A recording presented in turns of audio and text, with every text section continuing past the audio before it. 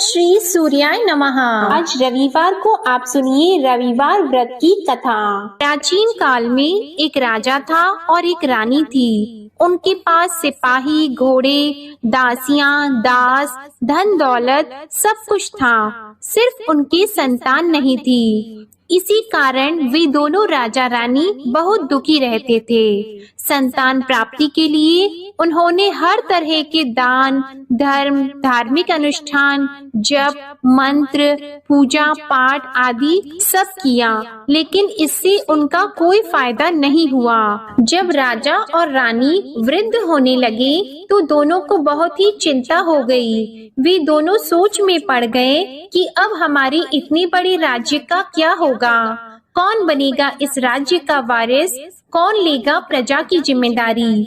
राजा और रानी दिन रात इसी चिंता में घुटने लगे। उन्हें खाने और पीने की भी सुध नहीं रहती थी। तो एक सुबह राजा के दरबार में एक साधु आता है तो दासी रानी को इत्तला करती है। तब वह दासी से कहती है, ये मेरा अंतिम दान धर्म है, इसके बाद मैं अपने हाथों से कोई दान धर्म नहीं करूंगी। रानी चावल भरा छाछ हाथ में लेकर बाहर आती है और साधु की झोली में भिक्षा डालने आगे बढ़ती है तो उसके चेहरे पर छाई उद्विग्नता साधु की दृष्टि में आती है। वह उससे पूछता है कि रानी साहिबा, आपको क्या हुआ है, आपको क्यों इतनी उदासी हो गई है। तब रानी साधु को सारी हकीकत बताती है और सिसकने लगती है। उस पर वह साधु कुछ पल गंभीर हो जाता है और कहता है कि चिंता मत करो रानी साहिबा, आपकी संतान की इच्छा पूरी हो जाएगी। आपकी कोख से एक पुत्र का जन्म होगा, मात्र वह 14 साल तक ही आप लोगों को मिलेगा।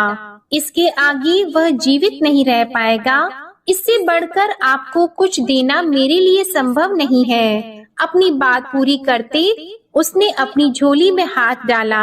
झोली में हाथ डालकर थोड़ी सी भभूत निकालकर उसने रानी को दी और कहा, आप और महाराज दोनों इसे बांटकर ग्रहण कर लेना, तुम्हें जल्द ही पुत्र की प्राप्ति होगी। और वह साधु अपनी राह को चला गया। उसके जाने के बाद रानी सोचने लगी कि 14 साल तो 14 साल ही सही, उतने समय के लिए हमें पुत्र तो मिलेगा, यही काफी है। उतने साल तक मैं उसे जी जान से बड़ा करूंगी, उसे ढेर सारा प्यार और दुलार करूंगी, अपनी संतान की मुराद पूरी करूंगी। उस रात अपना सारा राज गाज खत्म करके राजा जब रानी के महल में गए तो रानी ने राजा को सारी बात बता दी और साधु की दी हुई भभूत राजा को दिखाकर बोली कि साधु महाराज ने ये भभूत हम दोनों को ग्रहण करने के लिए दी है। राजा बोले, इतना दान और धर्म किया, जप और तप किया, उसका कोई फल नहीं मिला। अब इस भभूत से हमें क्या संतान प्राप्त होगी। उस पर रानी बोली, जब इतना सब कुछ कर लिया तो अब ये भी सही, क्यों हम उस साधु के क्रोध को बुलावा दें। राजा को अब किसी बात पर विश्वास नहीं था, पर रानी को दुख ना पहुँचे इसलिए वह राजी हो गया। और राजा रानी दोनों नहाते धोते हैं, फिर अपने भगवान का नाम का स्मरण करते हैं, अपने पुरखों को स्मरण करते हैं और उस साधु महाराज का नाम स्मरण करके वह भभूत बांटकर दोनों खाते हैं। उसके बाद दोनों निश्चित होकर सो जाते हैं। तो कुछ दिन गुजर जाते हैं और साधु द्वारा कहे अनुसार रानी गर्भवती हो जाती है। उस पर राजा और रानी दोनों की खुशी गगन में नहीं समाती। राजा रानी से बोलते हैं, महारानी सचमुच साधु महाराज की कृपा हो गई। तो 9 महीने बाद रानी ने एक सुंदर पुत्र को जन्म दिया। राजा ने बड़ी धूमधाम से पुत्र का नामकरण किया। सारे राज्य में 8 दिन तक अन्न शन तर्पण रखा, उत्सव मनाया गया। आप पुत्र की कुंडली देखने के लिए राज्य के सबसे विद्वान पंडित जी को बुलाया गया। जो कुंडली देखकर पंडित जी बड़े चिंतित हो गए, कहने लगे, महाराज हमारा राजपुत्र सिर्फ 14 साल तक हमारे पास रहेगा।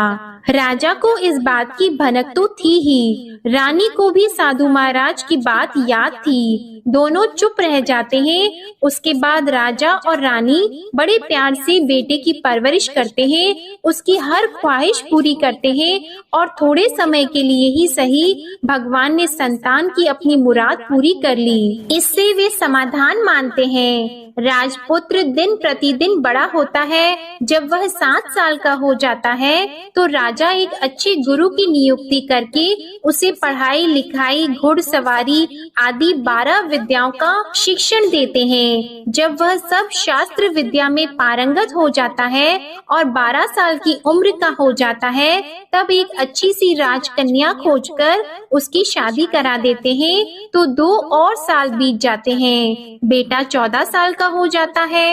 एक दिन राजपुत्र राजा से बोलता है, पिताजी, मैं अपना सारा राज्य घूमकर देखना चाहता हूँ। आज तक मैंने सिर्फ इस रजवाड़े के अतिरिक्त कुछ देखा नहीं है। बेटे की बात सुनकर राजा चिंतित हो जाते हैं, क्योंकि पुत्र को 14वां साल शुरू हुआ ही था। अब कोई अनहोनी होने का वक्त नजदीक आ पहुंचा था, लेकिन राजा यह सब बातें पुत्र को बता नहीं सकता था। राजा अपने चेहरे पर खुशी लाकर बेटे से कहता है कि हाँ, जरूर जाओ बेटा, तुम्हें अपना सारा राज्य घूमकर देखना चाहिए। कहाँ क्या है ये सब जानना चाहिए। कल मेरे बाद तुम ही को तो राजा बनना है। मात्र एक बात का ध्यान रखें, तुम जहाँ जा रहे हो, क्या कर रहे हो, ये बात अपनी पत्नी को नहीं बताना। पुत्र कहता है, ठीक है पिताजी, आपने जो कहा है मैं वैसा ही करूँगा। राजपुत्र दिन भर अपनी पत्नी के साथ रहता है, खुशियाँ मनाता है और रात को 12 बजे वह उठकर बाहर चला जाता है। फिर सुबह होने से पहले वापस अपने महल में आकर सो जाता है। ऐसा बहुत दिनों तक चलता रहा और पुत्र का 14वां साल खत्म होने में कुछ ही दिन बाकी रहे थे। इतने में उसकी पत्नी यानी छोटी रानी रात में जाग जाती है। वह देखती है कि बिस्तर पर राजपुत्र नहीं है। वह महल में सब जगह देखती है तो राजपुत्र कहीं भी नजर नहीं आते। तो वह क्या करती, किससे कहती? वह चुपचाप रहती है। फिर वह सुबह होने पर देखती है कि उसका पति अपनी जगह सोया हुआ है। वह पति से कुछ नहीं पूछती है, लेकिन दूसरी रात भी जब वैसा ही होता है, तीसरी और चौथी रात और कुछ दिनों तक ऐसा ही चलता रहता है, तब रानी बहुत ही चिंतित हो जाती है। उसके मन में ढेर सारे सवाल उठते हैं, लेकिन उसे पूछने में डर लगता है। शायद पति गुस्सा कर बैठे। सास ससुर से पूछने के बारे में सोचा तो उसकी कुल मर्यादा बीच में आ जाती थी। तो इस तरह वह मन ही मन घुटती रहती थी। इस हालत में उसे खाने पीने में दिलचस्पी नहीं होती थी। वह दुबली पतली हो जाती है। तो उस राज्य में फूल बेचने वाली एक बूढ़ी मालिन थी। वह हमेशा छोटी रानी को फूल देने उसके महल में आती थी। उस बुढ़िया का ध्यान छोटी रानी पर पड़ जाता है। वह उससे पूछती है, बेटी, तुम्हें किस बात का दुख है?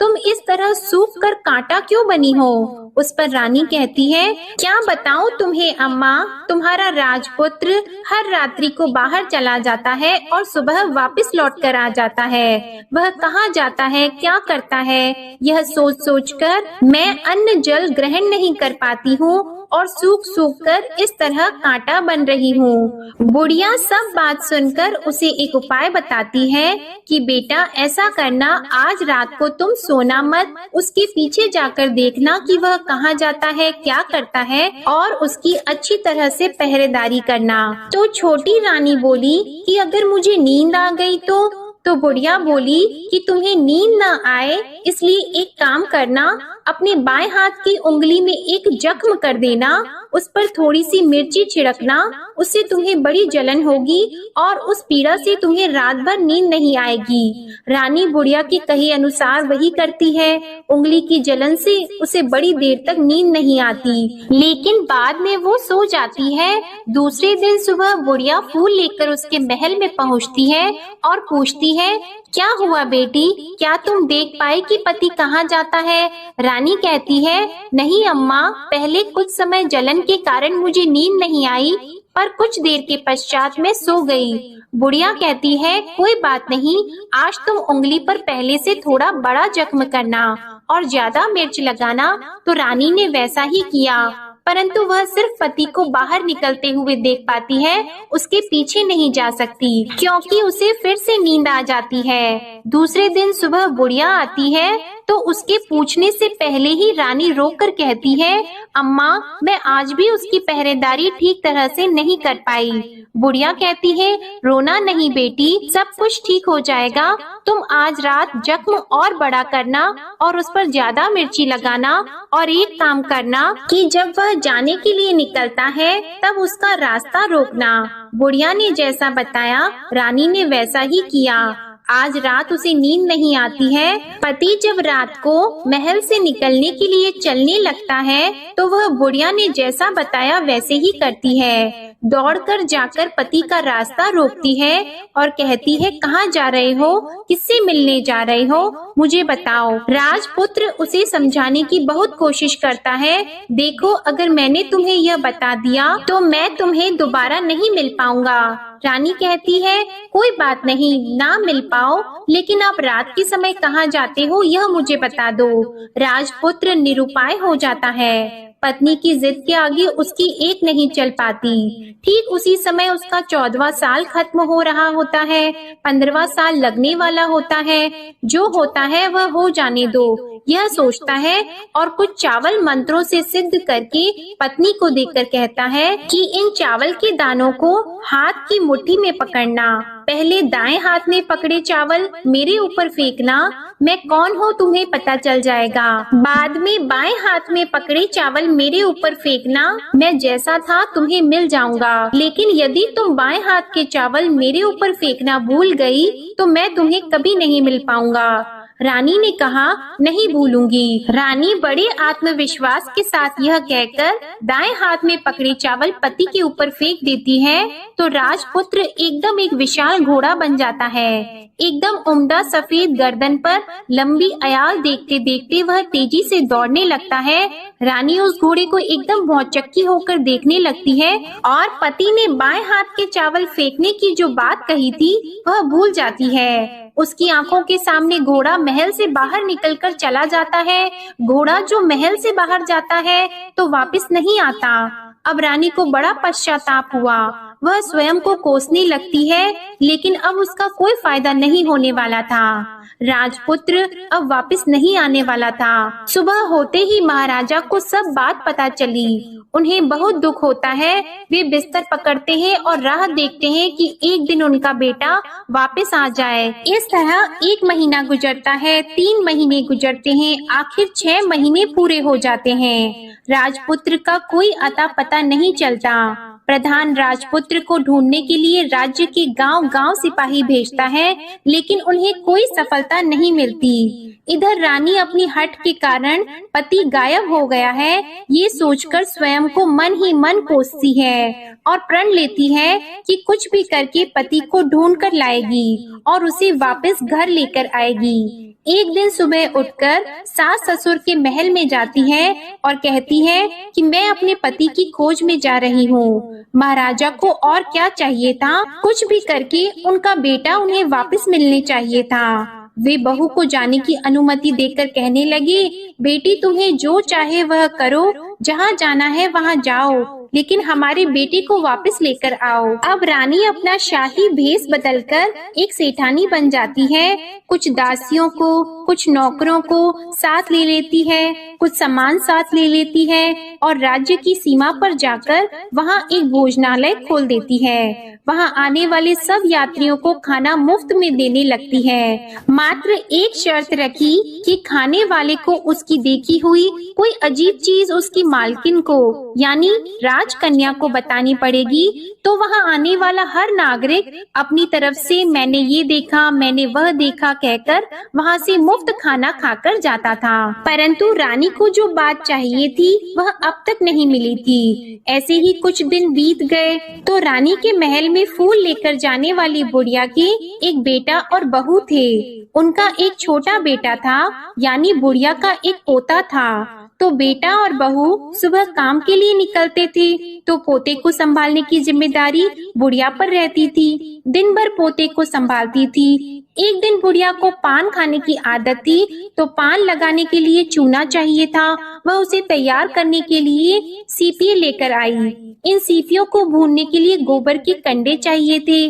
कंडे इकट्ठा करने के लिए वह बांस की टोकरी लेकर चरवाहे के मैदान में गई। वहाँ बहुत सारे कंडे थे। उन्हें जमा करते करते उसे घर आने में अंधेरा हो गया।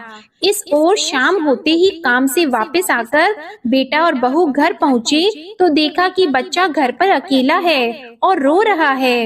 वे दोनों गुस्से से लाल पीले हो गए।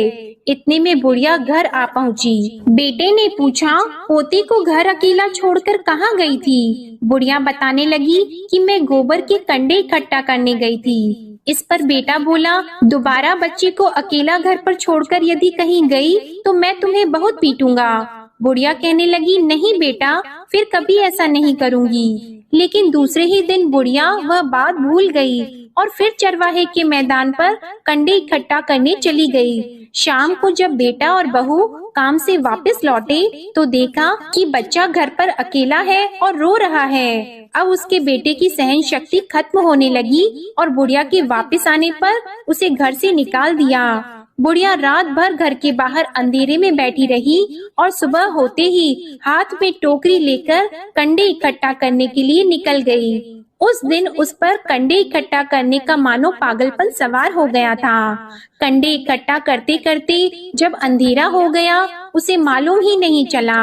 उसे जब ध्यान आया तो गांव का रास्ता भी ठीक तरह से दिखाई नहीं दे रहा था। वह अंधेरे में आंखें फाड़कर देखती देखती किसी तरह आगे निकल पड़ी तो एक कपिला गाय छन छन की आवाज करते गली की घंटी बजाते ठुमक कर उस मैदान पर आ गई। उसे देखकर बुढ़िया सोचने लगी कि इस गाय के पीछे पीछे जाऊंगी तो गांव तक पहुंच जाऊंगी। तब बुढ़िया उसके पीछे पीछे जाने लगी। वह गाय उस मैदान से लेकर एक एक करके 6 मैदान पार करती है। आखिर में वह 7वें मैदान तक पहुंचती है तो क्या होता है कि उस मैदान पर एक बड़ा सा पत्थर है। गाय जाकर उस पत्थर को अपना सींग मारती है। जब गाय ने सींग मारा तो वह पत्थर दूर हट गया और पाताल में नीचे जाने की सीढ़ियां दिखाई देने लगी। तब वह गाय उन सीढ़ियों से नीचे जाने लगी। बुढ़िया वह सब देख रही थी और झट से जाके गाय की पूंछ को पकड़ लिया। वह गाय के साथ नीचे पाताल में पहुंच गई और तुरंत ही गाय की पूंछ छोड़ दी और इधर उधर देखने लगी। उसने देखा कि वहाँ दीप और दिए जलते हैं और तेज रोशनी गाय के ऊपर पड़ती है और वहाँ अद्भुत घटनाएं घटने लगती है। गाय के नीचे जाते ही उसके गले में अपने आप सांकल पड़ गई और छम-छम करके कोई दूध आड़ी में गाय का दूध दूहने लगा। लेकिन जो भी कोई वह कर रहा है वह मात्र दिखाई नहीं दे रहा है। बुढ़िया बहुत घबरा गई, कहाँ आकर फंस गई यह सोचने लगी और यहाँ वहाँ छिपने के लिए जगह ढूंढने लगी। लेकिन उसे कहीं भी जगह नहीं मिली। हर जगह उजाला ही उजाला था। तो वह एक कोने में खड़ी हो गई और जो कुछ सामने हो रहा था उसे चुपचाप देखने लगी। उसने देखा कि वहाँ एक उम्दा सफेद घोड़ा और 2 कुंड थे। उसमें से एक कुंड में उस घोड़े ने छलांग लगाई और ऊपर आ गया और उस घोड़े को अब राजपुत्र का रूप प्राप्त हो गया। उसने दूसरे कुंड के पानी में स्नान किया, वहाँ रखे नए कपड़े पहने और नजदीक ही एक सुंदर पलंग था, उस पर आकर वह बैठ गया। उसके सामने अपने आप 5 पकवानों की थाली आ गई। दूध की एक प्याली भी आ गई, 5 सुपारी आ गई। उसके सामने एक दिया जलता रहा और राजपुत्र ने खाना खाया, पानी पिया, 5 सुपारी खाई और बिस्तर पर लेट जाने से पहले सूर्य देव का स्मरण करके सामने जलते हुए दिए से पूछा, हे दीपंकर, मेरे माता पिता क्या कर रहे हैं? दिया बताने लगा, बेटे के शोक में डूबे हैं। राज कौन संभाल रहा है? तो उसने बोला कि राज्य प्रधान संभालते हैं। उसने पूछा कि मेरी पत्नी क्या करती है? तो दिए ने बोला कि उसने चौराहे पर भोजनालय शुरू किया है और आते जाते लोगों से वह नई खबर के बारे में पूछती रहती है। दिए के यों कहते ही राजपुत्र कहने लगा कि ठीक है। उसके बाद वह सो गया बुढ़िया कोने में खड़ी हुई सब देख रही थी। ऐसी अद्भुत घटना उसने जिंदगी में पहली बार देखी थी। उसे अंदर ही अंदर चुलबुलाहट होने लगी। वह अपनी भूख प्यास भूल गई और आगे क्या होता है कि उसे उत्सुकता से देखने लगती है। लेकिन उसके बाद और कुछ घटनाएं नहीं घटती। रात गुजर गई और सुबह हो गई। पलंग पर सोया हुआ राजपुत्र उठा और फिर से पहले वाले कुंड में छलांग लगाई। तो अब वह फिर से घोड़ा बनकर कुंड से बाहर आ गया। वह तेजी से उच्च पाताल नगरी से बाहर निकल गया, लेकिन वह कहाँ गया बुढ़िया को कुछ पता नहीं चला। उसके बाद पिछली रात की तरह कोई उस गाय को छमछम करके दूध दोहने लगा। जैसे ही दूध दोहना खत्म हुआ, उसके गले की सांकल अपने आप खुल गई और वह गाय तेजी से ऊपर जाने लगी, सीढ़ियों की ओर भागने लगी। गाय को दौड़ता देखकर बुढ़िया सोचने लगी कि अब गाय के साथ यहाँ से ऊपर जाना ही समझदारी होगी, नहीं तो कोई मुसीबत आकर उसके ऊपर टपक जाएगी। झट से उसने गाय की पूंछ पकड़ ली और गाय के साथ ऊपर आ गई। गाय जब मैदान में पहुंची तो उस सुरंग का रास्ता अपने आप बंद हो गया और उसके मुंह पर एक बड़ा सा पत्थर पहले की तरह खड़ा हो गया। ऊपर आकर वह गाय जंगल की ओर निकल गई। इधर बुढ़िया एकदम बावली सी हो गई। उसने पाताल नगरी में जो कुछ देखा था वह जल्द से जल्द किसी को बताने के लिए उतावली हो गई। उसे एकदम याद आया कि नगर की सीमा पार कोई औरत भोजनालय चलाती है और नई बात बताने वालों को अच्छा खाना पीना मुफ्त में देती है। वह सोचने लगी कि क्यों न मैं ये बात उस औरत को जाकर बताऊं।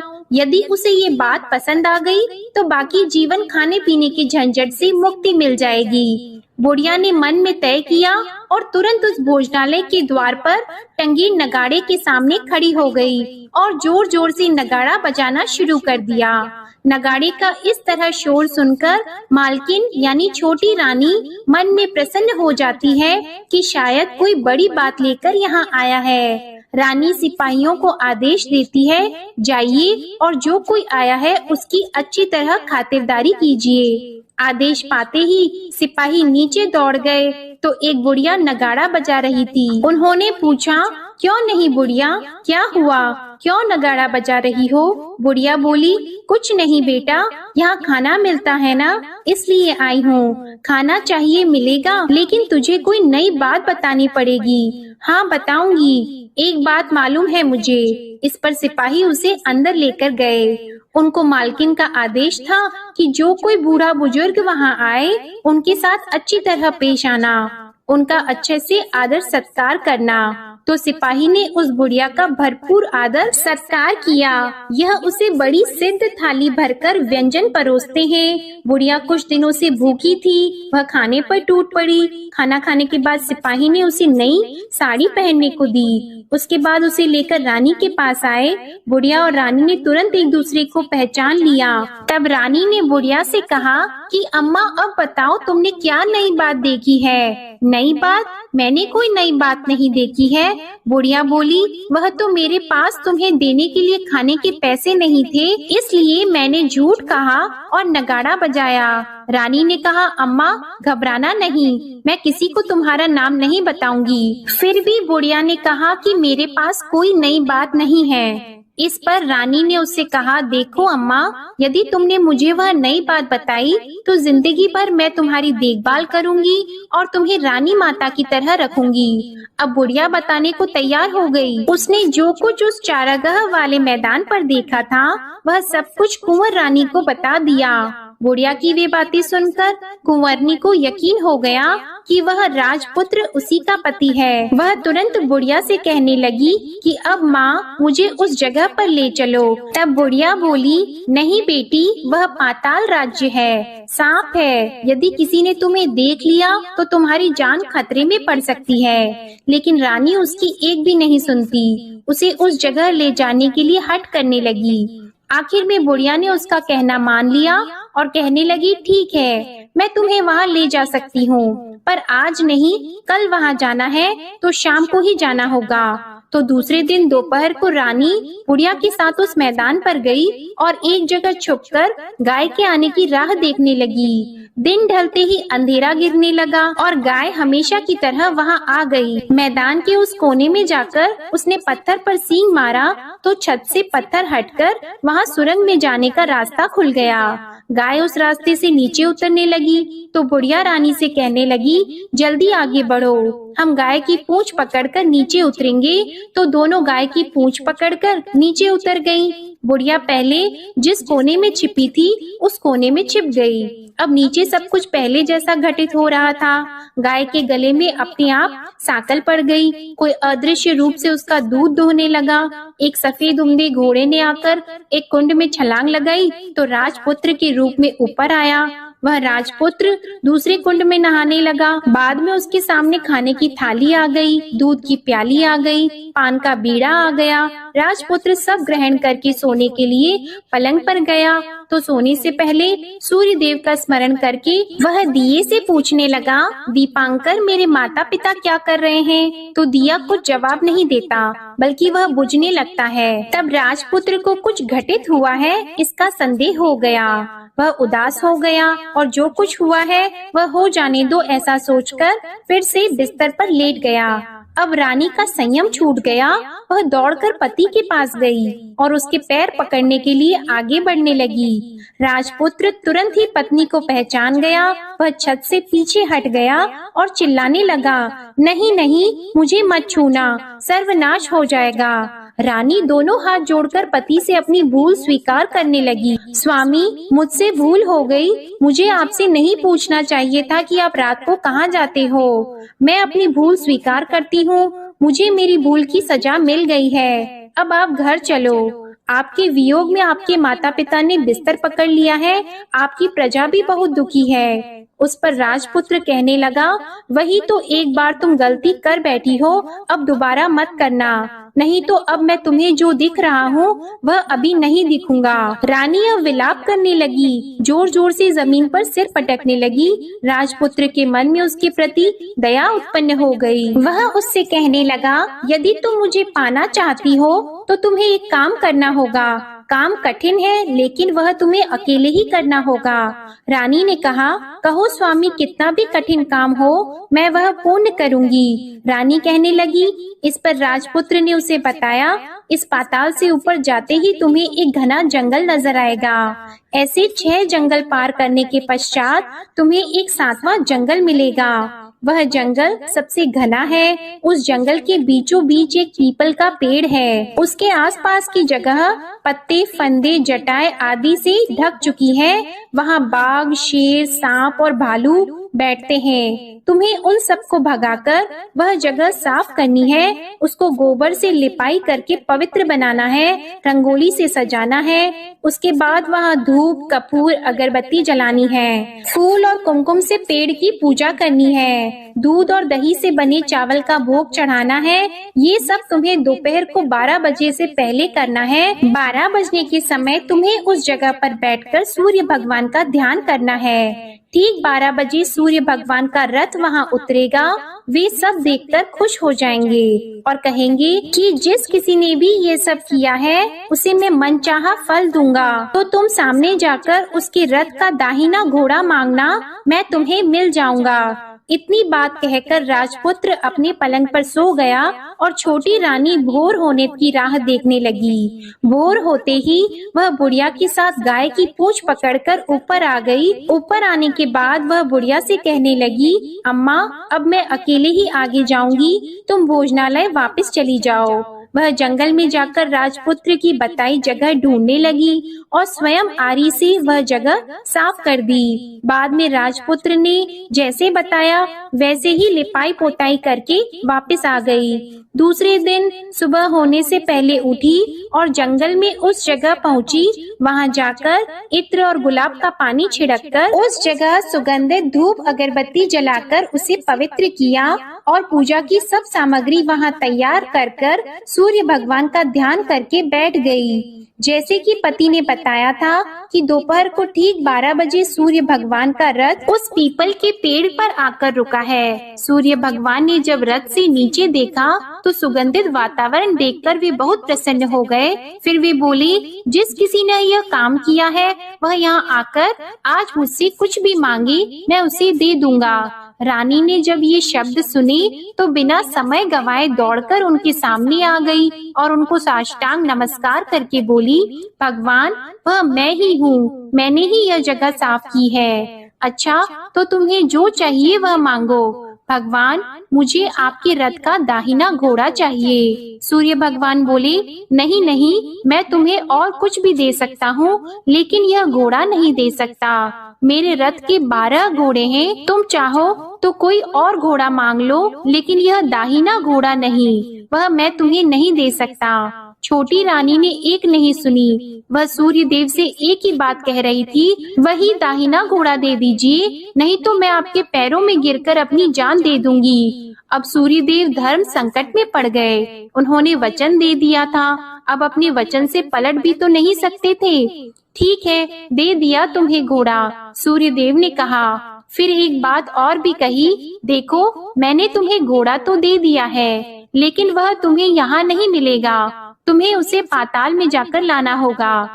रानी बोली, पाताल में ही क्यों भगवान, मैं उन्हें पाने के लिए कहीं भी जा सकती हूँ। रानी को वचन देकर सूर्य देव अपने मार्ग को चले गए और इधर रानी जंगल से अपने भोजनालय में आ गई। फिर वह बुढ़िया को लेकर उस मैदान पर आ गई और जल्दी ही शाम हो गई। शाम होते ही वहाँ वह गाय आ गई और उसने सींग मारकर सुरंग का पत्थर हटाया और नीचे उतरने लगी। रानी और बुढ़िया जल्दी जल्दी उसकी पूंछ पकड़कर नीचे उतर गईं। नीचे पाताल में सब घटनाएं पहले की तरह ही घटने लगी। घोड़े का एक कुंड में नहाकर राजपुत्र बन जाना, नहा धोकर पलंग पर जाकर बैठना, तो उसे खाने की थाली, दूध की प्याली आना, पान का बीड़ा आना। लेकिन आज एक नई बात घटी। आज 2-2 थाली, 2-2 दूध की प्याली और 2-2 पान के बीड़े उसके सामने आए। वह कुछ नहीं बोला। अपने हिस्से की थाली खाकर, दूध पीकर और पान का बीड़ा चबाकर वह सोने चला गया और हमेशा की तरह दिए से पूछने लगा, दिए दिए दीपंकर, मेरे माता पिता क्या करते हैं? दिए ने बताया, वे दोनों तुम्हारे शोक में मरने की स्थिति में पहुंच गए हैं। ऐसा? झट से उसकी आंखों में आंसू टपकने लगे। फिर वह पूछने लगा, दिए दिए दीपंकर, मेरा राज्य कौन चला रहा है? तुम्हारा राज्य प्रधान चला रहा है और वह सब कुछ हड़प चुका है। वह प्रजा पर बहुत अत्याचार कर रहा है। यह सुनकर राजपुत्र को बहुत गुस्सा आया। वह गुस्से से अपनी मुट्ठी भींचने लगा। अब वह पूछने लगा, दिए दिए दीपंकर, मेरी पत्नी क्या कर रही है? अब दिया कुछ नहीं बोला और चुप रहा। अब रानी का संयम जवाब दे गया। वह दौड़कर पति के गले लग गई।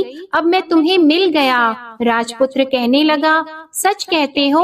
अब आप फिर से घोड़ा तो नहीं बनोगे ना? नहीं, दोबारा घोड़ा नहीं बनूंगा। तुमने जो इतने सारे कष्ट उठाए हैं मुझे पाने के लिए, इसलिए सूर्य देव ने मुझे सदा के लिए घोड़े के जन्म से मुक्त कर दिया है। राजपुत्र ने बड़े प्यार से कहा और उसे गले लगाया। उसके आंसू पोंछे और कुछ देर के पश्चात सुबह हो गई तो गाय की श्रृंखला टूटकर वह ऊपर भूलोक जाने लगी। रानी, राजपुत्र और बुढ़िया उसकी पूंछ पकड़कर ऊपर आ गए। ऊपर आने पर वे सीधे भोजनालय में पहुँचे। वहाँ का सब सामान लोगों में बांट दिया और उसको ताला लगाकर अपने राज्य में लौट आए। राजपुत्र वापस आता है और उसके तेवर देखकर प्रधान घबरा जाता है। राजपुत्र ने उसे बंदी बनाकर कैद खाने में डाल दिया और राज्य की बागडोर अपने हाथ में ले ली। उसके बाद वह अपने माता पिता को मिलने उनके महल में गया। तब राजपुत्र क्या देखता है कि उसके माता पिता उसके शोक में अस्थि पंजर बने हुए हैं। पुत्र को वापस आया देखकर मरणासन राजा रानी की आंखों से टप टप आंसू बहने लगे। इन दोनों ने पुत्र को गले लगा लिया, उसे प्यार से सहलाया और इतना होने के बाद उनकी सेहत में एकदम सुधार आने लगा। वे अब बिस्तर से उठकर बैठ गए हैं, पुत्र को आशीर्वाद देने लगे हैं। राजपुत्र के आने की खबर तुरंत ही राज्य में फैल गई। प्रजा खुशी से फूली नहीं समाई। प्रजाजन राजमहल के सामने इकट्ठा हो गए। राजपुत्र ने भी उन्हें दर्शन दिए और आज से उन्हें कोई दुख नहीं पहुंचाएगा, ऐसा वचन भी दिया। अब राजा अपने पुत्र का राज्याभिषेक करके उसे सिंहासन पर बिठाता है और बहू को महारानी का दर्जा देता है और स्वयं अपनी पत्नी के साथ ईश्वर स्मरण करते खुशी से दिन बिताता है। महाराजा बना राजपुत्र अच्छी तरह से राज्य चलाने लगा और अपनी पत्नी के साथ सुख शांति से जीवन बिताने लगा। उस बुढ़िया को रानी ने अपने ही पास रख लिया और उसकी अच्छी तरह से देखभाल करने लगी। बुढ़िया और उसके बुढ़ापे के दिन खुशी से गुजरने लगे। प्रेम से बोलिए सूर्य नारायण भगवान की जय। आपको आज की कथा पसंद आए तो वीडियो को लाइक करना मत भूलिएगा, शेयर कीजिएगा, कमेंट में भगवान श्री सूर्य नारायण की जय लिखिएगा और चैनल को भी सब्सक्राइब करिएगा। इसी के साथ आज आप हमारे चैनल पर पौष पूर्णिमा की व्रत कथा और श्री सत्यनारायण भगवान की व्रत कथा भी जरूर सुनिएगा। प्रेम से बोलिए भगवान श्री सूर्य नारायण की जय।